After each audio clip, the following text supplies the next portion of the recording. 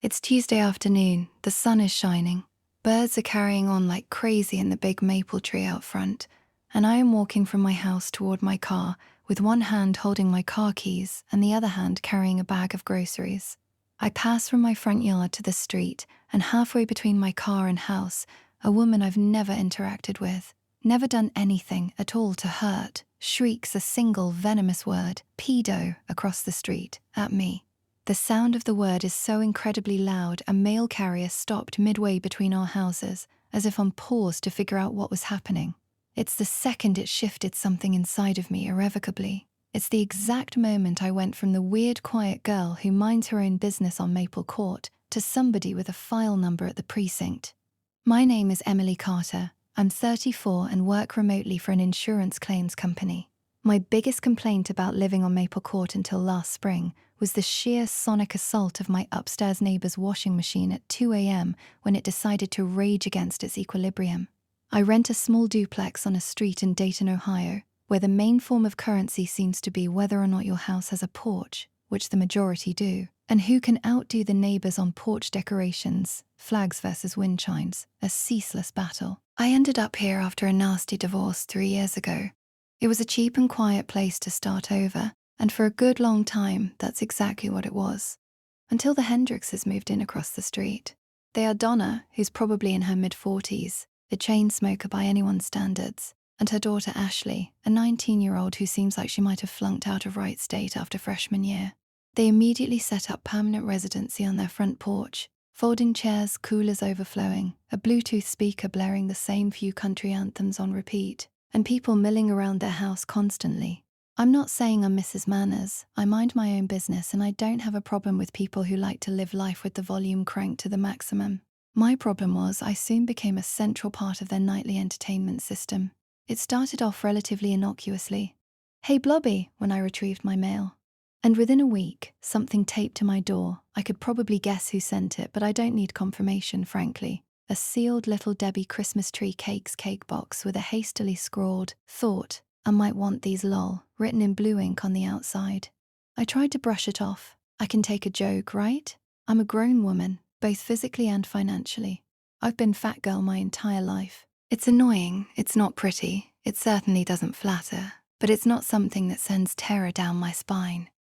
What sends terror down your spine, though, is when people start pointing fingers and fabricating realities, when they start accusing you of something deeply repulsive and profoundly untrue.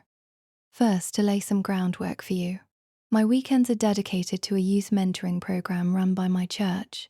We work primarily with middle school kids, helping with their schoolwork, giving them a little adult attention, generally being a solid human being in their lives. Out of all the accomplishments I've had in my entire existence thus far, this is the thing I hold dearest. I've been a part of this program for 6 years now. As is required for volunteers who interact with the youth, I undergo annual background checks through the diocese, every 2 years on the dot, to ensure my clean record is just that. So when the day comes that Donna Hendricks and her daughter are standing in their yard, looking directly at me and shrieking nonce and pedo, loud enough that old Mrs. Alvarez, 2 doors down, poked her head out from her porch as if responding to a fire alarm, a strange and icy silence descended into my chest. Not a burning silence, but a chillingly hollow one, as if all the warmth had been rapidly extracted. I offered nothing in response. I turned, walked into my car, and sat parked in my driveway for maybe 10 minutes, my hands trembling so severely I could barely get them to unclench before attempting to drive. This is the part that saved me, and I swear that on a stack of my holy Bible, in the year leading up to all of that, out of sheer paranoia after some genius decided to swipe my catalytic converter off my Civic one night, I had installed a video doorbell, and one that looks suspiciously fake security camera on my porch is a low-budget deterrent. An ounce of prevention is worth its weight in gold, I'd figured, in more ways than one. And little did I know that that simple security device would become the most powerful witness I could have ever imagined, recording the destruction of my character for the whole street to hear. Back inside that evening, after pulling my hair out of a bun in the most aggressive fashion, I downloaded the security footage. And there it was, crystal clear, time-stamped, their faces illuminated in the frame of my camera. Donna, clear as day, spewing nonsense, then Ashley chiming in on cue as though it were the latest TikTok trend. I watched the short video about half a dozen times, slumped on my sofa, each repetition solidifying the reality of the situation, each repeat reassuring me that no, I wasn't losing my mind in some bizarre paranoid fantasy induced by the ambient mediocrity of life on Maple Court. I called my closest confidant at the time, my good friend Renee, who'd weathered the storm with me during the same divorce support group I'd joined. Naturally, her first concern was for my well-being, swiftly followed by the blunt, "Emily, that's not a joke, and that's actually considered a false accusation, which in some circles is its own kind of criminal offense in this town. You really need to take this straight to the Dayton Police Department with that clip." I mulled it over for another 48 hours. The thought of all of this turning into a colossal thing was almost as daunting as the actual incident itself. All I wanted was to go to my car to buy eggs without being branded a deviant public enemy number one. Ultimately, I succumbed, marched into the 5th District station on Salem Avenue, laptop at the ready with my incriminating video file and a neatly assembled folder overflowing with hastily jot down observations. By then, it wasn't just the infamous April episode. The list in that folder read like a script of escalating absurdity. March 2nd, fat ass spat in my direction from their property line. March 19th, empty beer cans. Wait, no, cigarette butts lobbed into my front yard garden. April 22nd, the dreaded Norms incident, as I started labeling it in my mind like it needed a formal title to exist within the universe of documented events.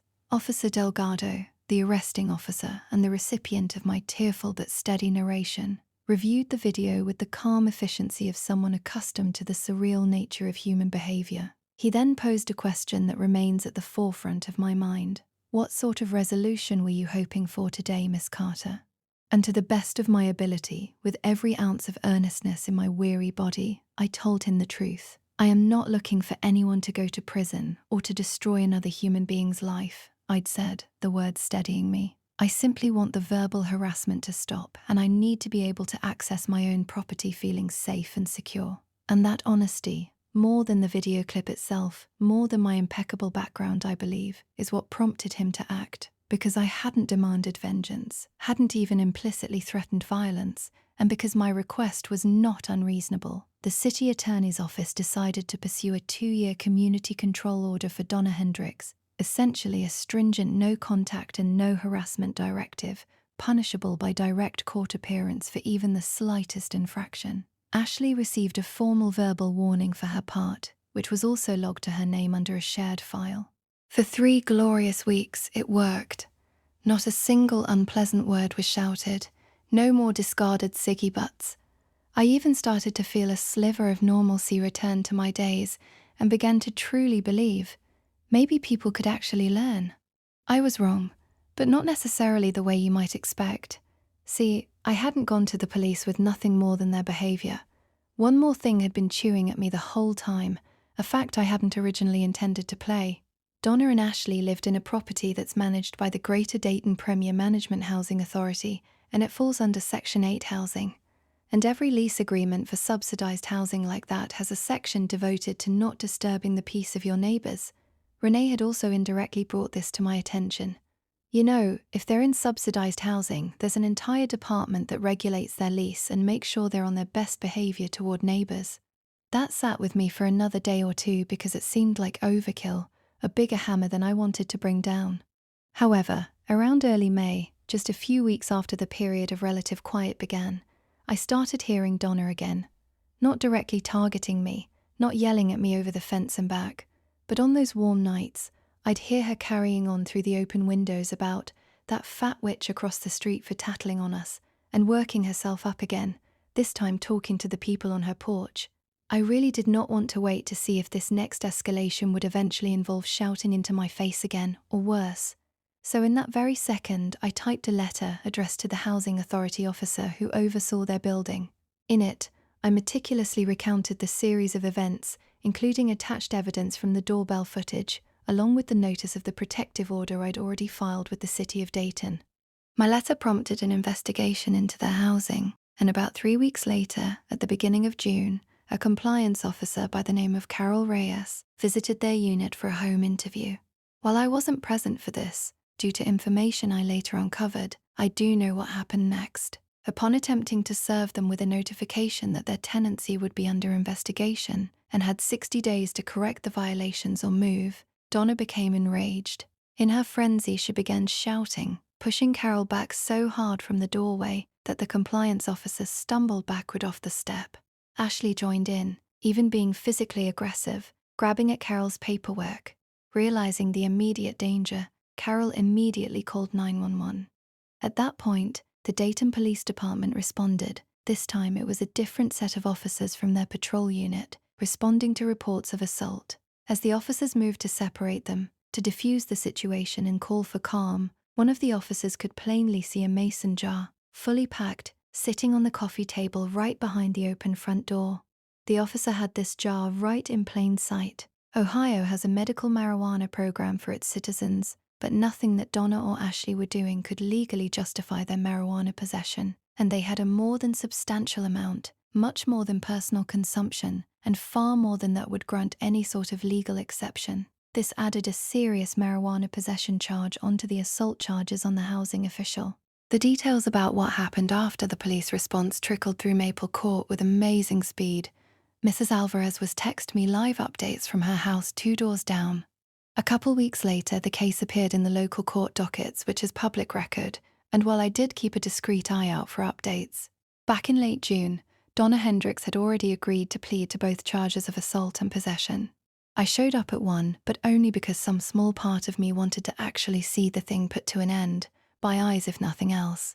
They gave her 12 months, the standard sentence, and they gave Ashley probation and mandatory community service because, even though she'd clearly engaged in disruptive behavior, at least she hadn't been the one who shoved the compliance officer. There's an unpleasant truth that accompanies this I want to be sure to share with you, because I don't get to come out of this with the clear, untarnished joy of victory I expected I'd find at the end. At the time, the judge declared 12 months, and it was not the thrilling announcement I might have imagined. Instead, a strange sort of calm washed over me. A hollowness. Why? Because I had never asked for any of this. I asked the police officer to ensure someone would stop screaming pedophile in my face on my street. That's it. Period. That was my one and only ask. Whatever followed was entirely driven by choices other individuals made. Donna's decision to continue targeting me even after the protective order was put in place. Her decision to push a compliant officer just trying to do her job. Her decision to make drugs available to view right during an ongoing domestic disturbances complaint. I didn't put all of those pieces of dominoes together, I just refused to look away as they fell. About a month after the sentencing, Ashley showed up at my porch all alone, looking, well, like she hadn't seen much sleep. She just stood at the bottom of the steps without coming up. She spoke, her voice quiet and barely audible. "I'm really sorry about everything. I really was just going along with my mom and I never really considered what it would truly mean, yelling something like that at you." I offered her sincere appreciation for coming and tell her sincerely that she can hope to use the year to make a much better life for herself while she works it all out over her mother being gone. She looked down at the steps, just then shed some tears, and left. She hasn't popped by much since. The last thing I heard is that she moved in with an aunt across the street in Kettering. For the better part of 2 months, after all the unpleasantness ended, their former unit stood vacant until sometime last September, when a nice young couple, complete with a golden retriever, purchased it. Their dog barks at the birds and otherwise stays quiet and on leash outside. It is somewhat ironic to me that every now and again on cool evening on my porch with my coffee cup, I still glance over at that house where I could hear Donna for so long working up whatever vitriolic commentary she'd feel inspired to vocalize to the whole court as she worked her way to getting there. That does not feel like a victory, nor does the memory of her as empowering. What feels like a victory instead is what has happened. I managed to hang on to my own life and not let her consume it. I now understand that that's pretty much what any semblance of revenge really involves, once you distill the theatrics and emotion of it out, not about demeaning someone else, but about your own insistence not to be torn down, about letting other forces catch up and level the playing field at their own time. I never wanted to tear the woman down. I just wanted to simply walk this short walk to the parking lot without having to listen to insults from the woman who seemed to think my house deserved to be under attack. She and all of her choices, rather, ultimately provided the evidence that demonstrated what lengths she'd go to avoid ever being called wrong.